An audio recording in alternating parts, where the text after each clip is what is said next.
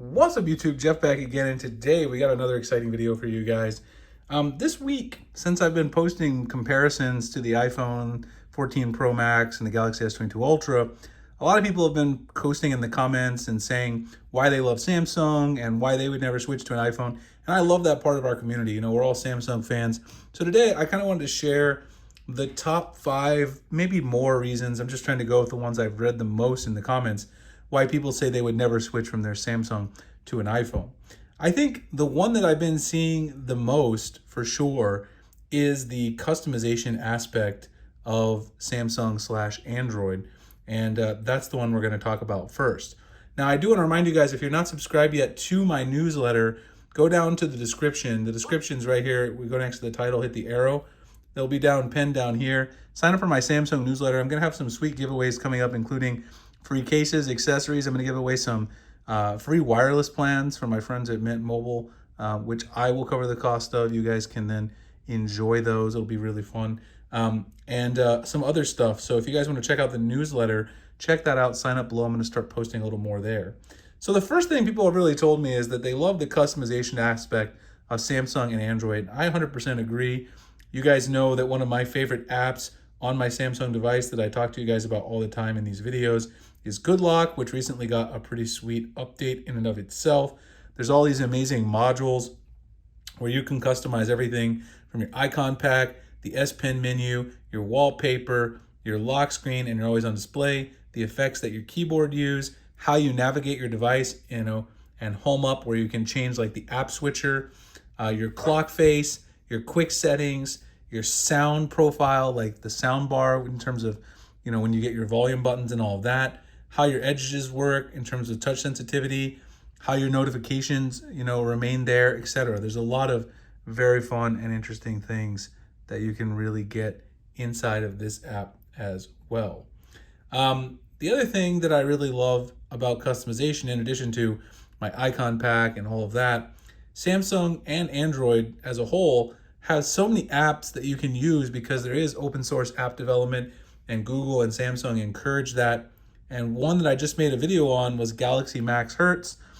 This video, I don't know if it'll drop yet when I post this one. I don't know which one's going to go up first, but you guys can see up there my refresh rate at the top. You can actually modify using this app the refresh rate on your adaptive display on the S22 Ultra. So instead of going all the way up to 120, you can go to 96. You can change it on a per app setting and all kind of stuff to save battery and your specific use case.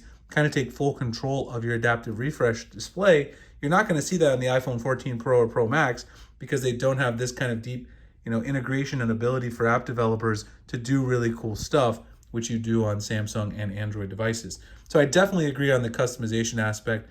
There's so much you can do with Android. The second thing that I've seen, by far, lots of people have mentioned, is multitasking. And I talked about this as well. I love the multitasking. So if you have the app open, you can swipe down to get a pop-up window. You can also do split screen view, so you can have your Twitter and your YouTube open at the same time. And you can even save these as like a little pair so that you can save them up at the same time. You can pin it over here on your edge panel. There's so much cool stuff you can do with multitasking on your Samsung device. And that's another thing that Samsung fans absolutely love. There's nothing like it on the iPhone, which is exactly why you won't see people out there using iPhones if they've already been using Samsung devices for so long, because the multitasking is just unparalleled. The other thing that I saw a lot of people saying, even though I didn't really think of it myself, is the design is just different, fantastic, and beautiful compared to the iPhone in a lot of ways. You have the beautiful curved edges, which just look really nice. The camera design, in my opinion, looks nicer on the S22 Ultra than on the iPhone. Not only that, but on the front, instead of having that big, giant dynamic island, you've got the very minimal punch hole cutout on the front. And I just think it looks better overall. It is, of course, different, right? But that's, of course, an aesthetic reason, a personal choice. But most people have been saying they love the design of Samsung's devices. The next thing is one that I already mentioned this week, and that's USB-C. USB-C is a big deal because headphones, your speakers, whatever else you might have in terms of, mobile tech, they probably use USB-C.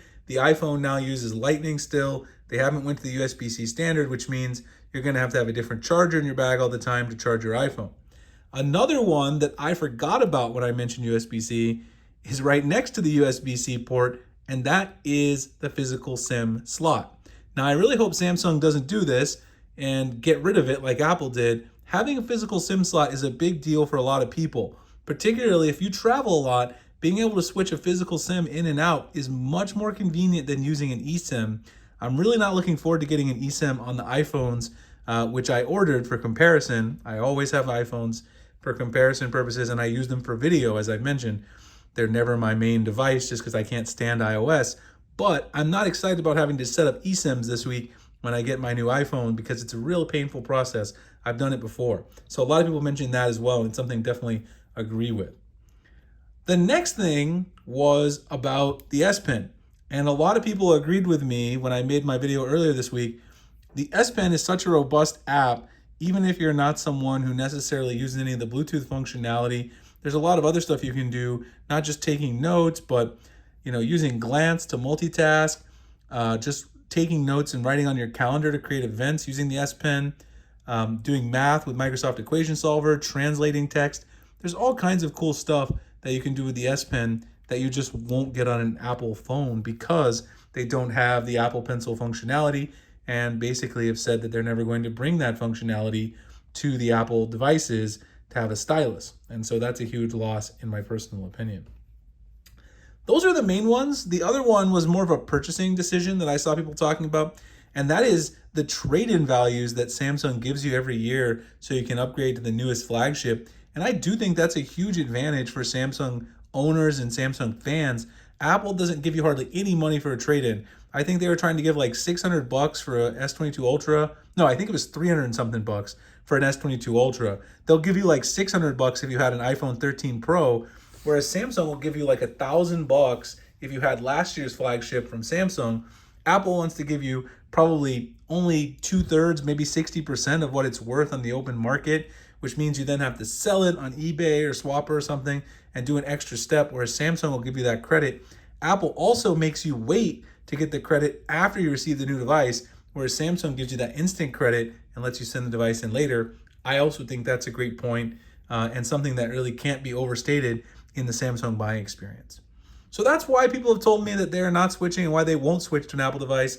Let me know other reasons that we didn't think of or that I haven't seen in the comments below. We can talk about it. I will have lots of comparisons once my iPhones come in this week on Friday. Gonna get those going. So we'll be doing the actual hands-on camera comparisons, all that. Let me know if there's something you want to see. Like, comment, subscribe, hit that thumbs up as well. And I'll see you guys in the next one. Thanks a lot for watching.